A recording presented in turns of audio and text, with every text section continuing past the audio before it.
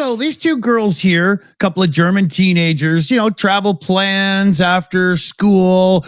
They've been to New Zealand, Thailand, a world trip, and they show up in Hawaii to have a little time scooting around the islands.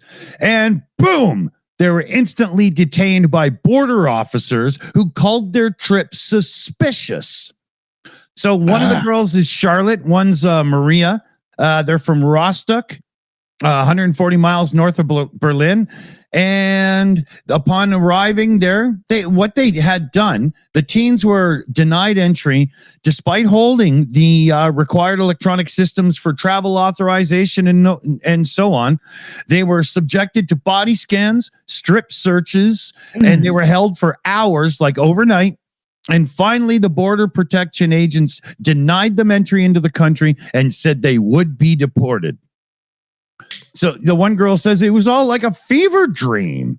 We had already noticed a little bit of what was going on with the U.S., but, there was no way we thought this was going to be happening to Germans just on holidays. We felt completely powerless. They treated us like criminals. So officials became suspicious of illegal work intentions when they learned the teens hadn't booked accommodation for their 5-week stay in Hawaii. Right. So the girl says they found it suspicious that we hadn't booked our accommodations for the entire 5 weeks, but we wanted to travel spontaneously, just like we had done in Thailand, New Zealand, and elsewhere, and they were handcuffed and given green prison uniforms, placed in a holding cell, with other people who were accused of real serious crimes. They spent the night on a moldy mattress in a freezing cell. Then they were taken to the airport in handcuffs, where they were sent to Tokyo, because that's where they had requested to be sent, because that was going to be the next stop on their run, and they just went there. And then 3 days after the arrest, they were back home in Rostock because they had just said, the hell with this. The German Foreign Office told the news outlet, they're reporting this here, where are we? The Independent. It was involved in the case and provided counselor support following their experience. And the office is putting out a public reminder right now that ESTA approval does not guarantee entry into the United States. The border officials have the last call. It doesn't matter if you've got a visa or an entry waiver and yada, yada, blah, blah, blah. It still ends up at the person you're speaking to's discretion. And Germany's updated its travel advisory now to make sure that everybody realizes that's what's going on. Yeah, pretty much. So 2 teenage girls, just because they didn't have their entire thing booked. Hear that sentence. Doesn't mean they didn't have any bookings. They just probably had their first one, and they were like, well, we'll meet people that are traveling around backpacking. They might know of a cool place. Like, that's kind of common when you're doing what they're doing. And they got kicked out of the country for it. That is diabolical. And Hawaii, so. I mean, Hawaii, the Hawaiians, like the people, because Hawaii exists because of tourism, pretty much, right? Like all of its, and can you imagine? They must be flipping out going, holy God, they can't do this. We're screwed without tourists, Yeah.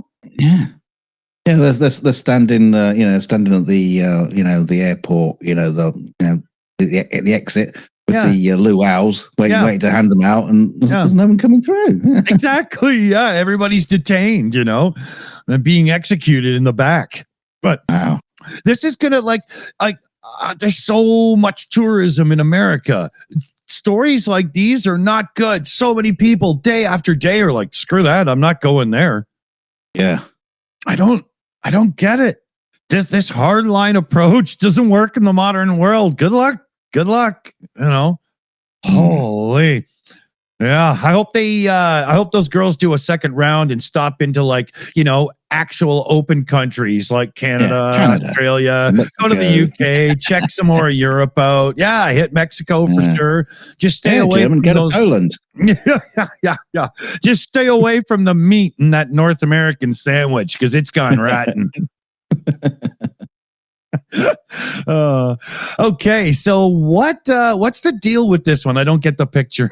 Yeah, well, we're moving into the modern world in China because 21 humanoid robots joined thousands of human runners for the world's first ever man versus machine half marathon held in Beijing's Yang district.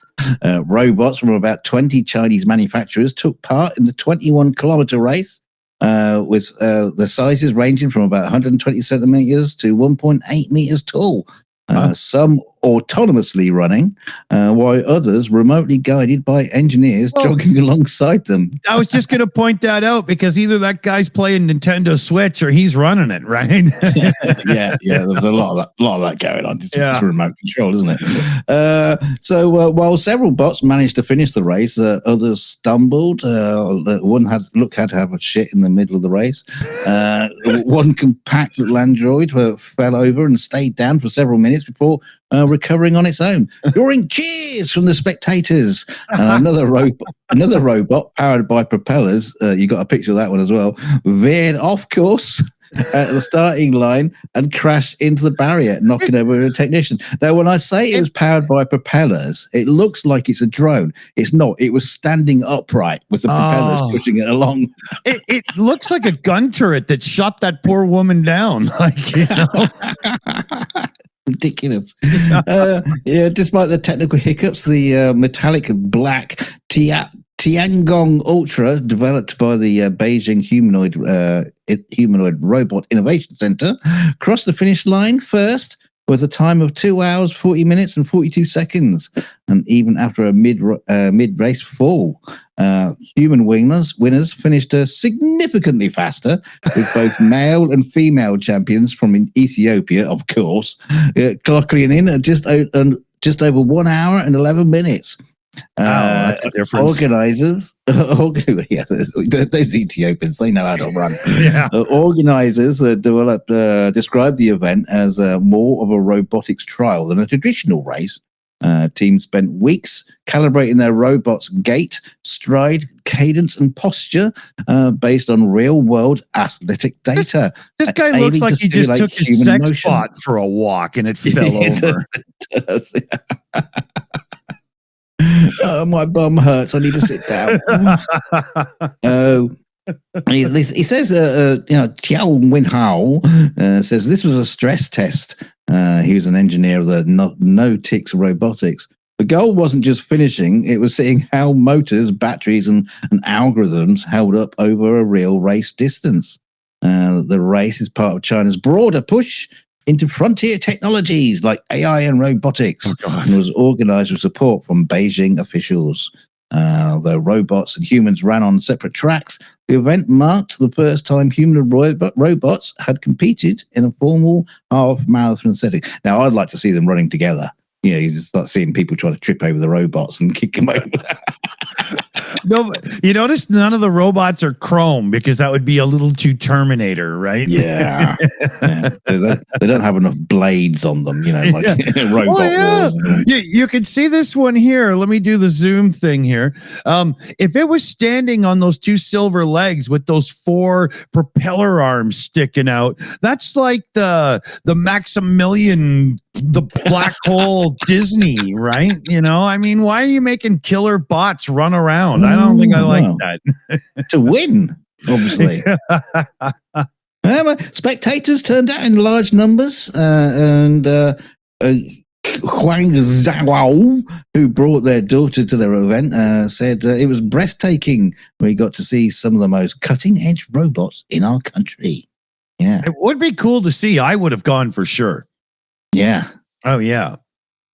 Very much so. That would have been cool to see, but I'm not sure about like spinning bladed arm ones. I would have stepped back from the front row as that one went by for sure. Well, I'm still hanging out for the sperm race. Robot sperm. Yeah. 3, 2, 1. Hold on, sir. I need just a few more strokes. Not quite there yet. If you're new here, hit subscribe. It really helps. And thanks for watching. And if you're not new, hit the notification bell so you know what's going on. And don't forget to leave a comment. Leave an extremely robotic comment in the comment section below. Yeah, it started off with my sex bot looks better because